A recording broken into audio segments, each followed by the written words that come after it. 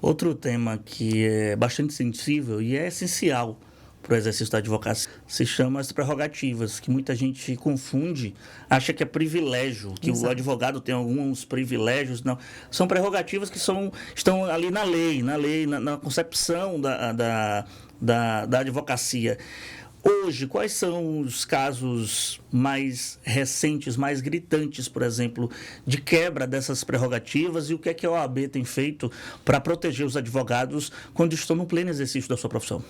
Eu digo sempre, Vitor, que todas as prerrogativas da advocacia, a gente pode analisar uma por uma, todas estão ligadas ao direito de defesa. Então, na verdade, elas servem ao exercício pleno da função do advogado na defesa da parte.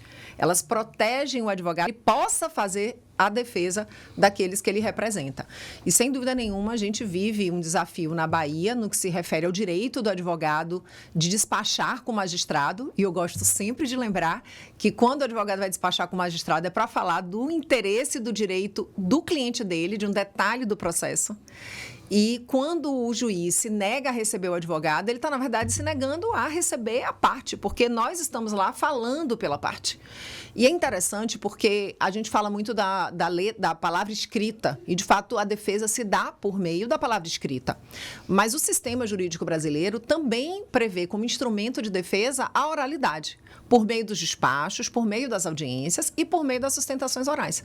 Então, a gente vive agora, por exemplo, uma situação, para mim, assim, muito inusitada, porque a gente sempre teve na Bahia problemas comuns e frequentes no TJ, em outros tribunais, mas normalmente o TRT era uma referência, né, de respeito às prerrogativas da advocacia. A gente está com um ato agora normativo do TRT querendo restringir o direito da advocacia à sustentação oral. Tivemos uma reunião com o presidente Jefferson na semana passada, pedindo uma reconsideração o mais breve possível. Mas, se não for, vamos ao CNJ, temos precedente, inclusive, favorável, e é um tema que diz respeito ao plenário virtual.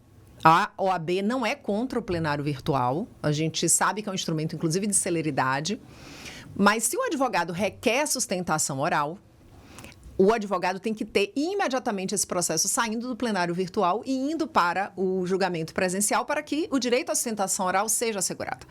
A gente tem um lema, Vitor: vídeo gravado não é sustentação oral. O advogado ele pode, a depender do caso, entender que ali cabe um vídeo gravado, entender que cabe o plenário virtual, né, como um procedimento ali para aquela situação específica, mas se o advogado entender que é necessária a sustentação oral presencial, esse direito precisa ser assegurado. Então, peguei aqui um exemplo bem atual de uma norma que saiu publicada semana passada, e um tema hoje muito caro para a advocacia trabalhista, para mostrar que a gente está sempre atuante, porque quando o ato saiu, requeremos a reunião de imediato, ofício, já fizemos reunião com o presidente do TRT, temos um projeto importante, o Atender a Lei, a gente tem feito um monitoramento dos magistrados que não atendem a advocacia e fazendo prova. Porque, infelizmente, a corregedoria diz que a OAB tem que fazer prova que o juiz não atende.